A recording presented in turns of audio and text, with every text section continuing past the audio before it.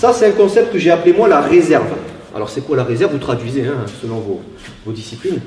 Il y a beaucoup trop de, surtout dans le traditionnel, de techniques qui sont faites hors distance. Je sais de quoi je parle, j'ai fait du karaté pendant des années, je continue toujours. Mais bon, à ma sauce maintenant, je mixe un petit peu tout ça, ça s'appelle le karaté de rue. Mais bon, en traditionnel, on fait beaucoup de techniques comme ça. C'est-à-dire, on ne touche pas, d'accord? Mais on arrive ici. Pour moi, hein, ça n'engage que moi, si vous arrivez dans n'importe quelle technique, on va en voir plusieurs, même les jambes, hein, si vous arrivez devant quelqu'un à ça, devant sa tronche, déjà on se dit ça va, c'est impressionnant, c'est bien, il s'est contrôlé. Certes, c'est mieux ça que de lui péter le pif sans contrôler. Mais le problème, c'est que c'est à l'excès. C'est-à-dire, si vous arrivez à ça, donc avec cette distance-là, et en plus vous avez le bras tendu, pour moi, ça s'appelle frapper dans le vide. Est-ce que vous me suivez? Si vous faites ça, ah oui, c'est beau, c'est sympa, oui, pas de problème, la gestuelle est bonne. La distance, elle n'est pas bonne du tout, c'est mon opinion. Donc, ce que je vous recommande, c'est de faire ce que j'appelle la réserve. Ça veut dire quoi? Ça veut dire, ici, je vais venir au contact, je vais toucher le partenaire, et je vais avoir ça. C'est un exemple hein, sur le crochet ou le direct. Dans chaque technique, vous allez essayer de faire ça. On va faire chaque technique isolée après, hein, tous ensemble. Ça, c'est ce que j'appelle la réserve. Ça veut dire quoi? Ça veut dire, c'est un partenaire, je ne veux pas le sécher, je ne veux pas lui faire mal, je m'arrête ici. Ça peut être ici. D'accord? Et ça, c'est la réserve. Ça veut dire, c'est un partenaire, je m'arrête là. Si c'est un agresseur, je suis déjà à bonne distance pour traverser et tendre le bras. Et c'est ça la valeur du coup, elle est là.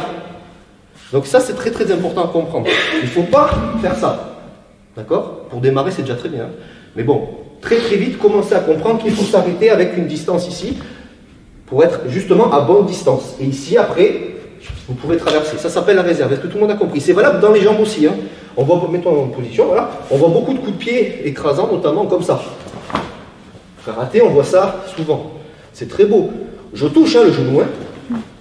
Mais c'est que de la surface. Je vais t'amener au sol, je te le dis à l'avance. Si je fais ça, je vais aller dans le col pour quitter pour ne pas lui faire mal. Si je fais ça, il prend un shoot, certes, je peux lui faire très mal au genou, hein, mais c'est pas suffisant. Moi, ce que je veux, ça sera moins, on va se tourner, ça sera moins joli, on s'en fout de l'esthétique. Hein. Mais vous allez faire ça. Vous la retrouvez la réserve, là, vous voyez ce que je veux dire par réserve? Et bien ça vous permettra de faire ça. Et là, vous voyez que l'efficacité, c'est pas la même. On est d'accord?